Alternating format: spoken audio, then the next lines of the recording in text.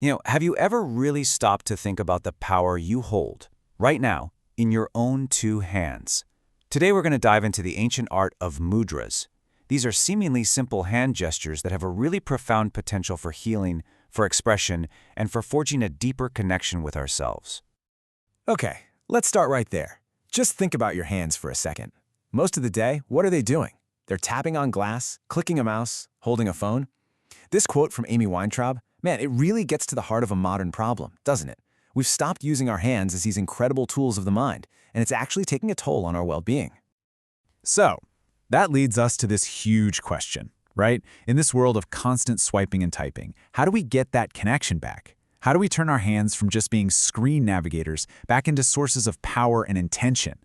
Well, it turns out the answer is a very, very old one. So let's journey back and explore this ancient power source. For centuries, all kinds of spiritual and artistic traditions have seen the hands not just as, limbs, but as a sacred map to our inner world and to our overall health. And this is not some new age idea, not at all. This is an ancient philosophy.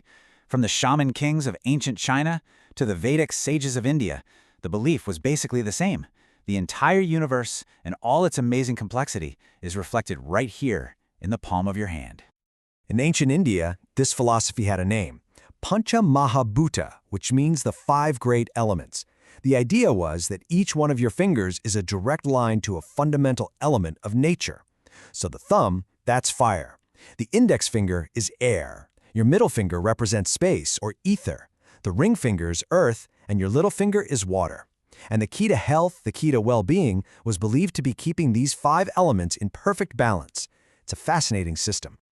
And that is exactly where mudras come in. The word itself is Sanskrit, and it literally means seal. So think of it like this. By touching your fingers together in these very specific ways, you're actually creating an energetic circuit, a seal, to guide your body's energy and your own awareness in a super intentional way. But this language of gesture isn't just an Indian thing, not at all. Intentional hand gestures are this incredibly powerful form of communication that we see in cultures all across the globe. It's a universal human practice. For instance, take the Hamsa. You've probably seen this before, right? It's known as the hand of Miriam in Judaism, the hand of Fatima in Islam, and the hand of Mary in Christianity. And what's amazing is that across all these different traditions, the meaning is remarkably consistent. It's a powerful symbol of protection, a way to ward off evil, and a beacon of good fortune. And here's another incredible example. This is the emblem of the Jain religion. The hand gesture itself represents fearlessness, but what's truly powerful is the word right there in the center of the palm, ahimsa, which means nonviolence. The gesture itself embodies one of the deepest, most core principles of the entire faith. All right, so now let's go back to India, where mudras find their most elaborate and detailed expression. We see them in 2 major traditions, yoga and classical Indian dance. Now, they come from the same cultural wellspring, but, and this is key, they use these gestures for very different purposes. So here's the bottom line. Yoga mudras, they're for you. They're tools for your internal world, for healing, for directing your prana or your life force, and for going deeper in meditation. Dance mudras, on the other hand, which are also called hastas, are for an audience. They are an external language used to tell epic stories, to convey heartbreak or joy, and to bring poetry to life visually.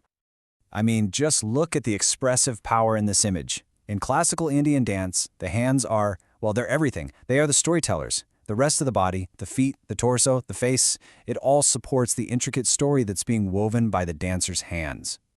There's this beautiful verse from an ancient text on dance. It just captures this perfectly. It's a chain reaction, right? The gesture of the hand guides the eyes guide the mind, and the mind, well, that's where the emotion is created. It's this profound formula for how a physical movement can create a deep inner experience, for both the performer and for you, the viewer. All right, so how can we bring this ancient wisdom into our own lives, right now? Let's look at how mudras can become a really practical, personal toolkit for navigating all the challenges of the modern world. Are you feeling anxious or overwhelmed? Happens to all of us. Well, here is the Abhaya Mudra, also known as the Fear Not gesture. By simply holding the hands in this open, receptive way, this mudra is traditionally used to help dispel fear, calm the mind, and just quiet that inner conflict. Or how about something as vital as heart health? This one is called the Mritsamjivani Mudra. And get this, it's affectionately called the life-saving gesture.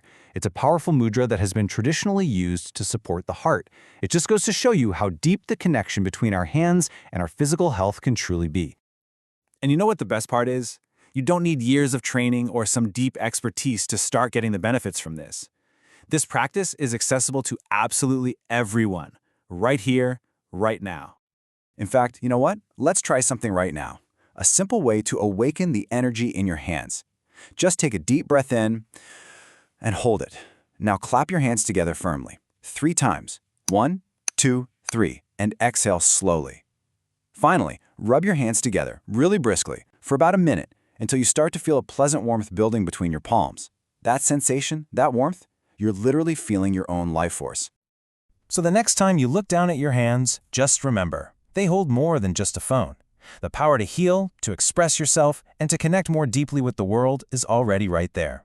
The only question left is, what story are you going to tell?